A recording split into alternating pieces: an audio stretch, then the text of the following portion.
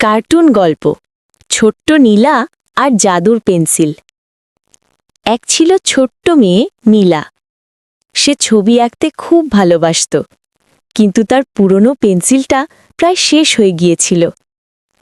একদিন স্কুলে ফেরার পথে সে রাস্তার পাশে একটি ঝলমলে জাদুর পেন্সিল খুঁজে পেল।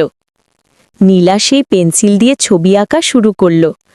অবাক করে দিয়ে তার আঁকা জিনিসগুলো বাস্তবে জীবন্ত হয়ে উঠল। সে একটা ফুল আঁকল আর মাটিতে ফুটে উঠল রঙিন ফুল। তারপর সে একটি প্রজাপতি আঁকল আর সেই প্রজাপতি উড়ে গেল তার চারপাশে। কিন্তু হঠাৎ নীলা মজা করে একটি ছোট্ট ড্রাগন আঁকলে সেটি জীবন্ত হয়ে হাঁচি দিল আর স্কুলের ছাদে আগুন লেগে গেল। ভয় পেয়ে দ্রুত নীলা জাদুর পেন্সিল দিয়ে একটি পানির বালতি আঁকল আর পানি এসে আগুন নিভিয়ে দিল। পেজটিতে লাইক ও সাবস্ক্রাইব করুন।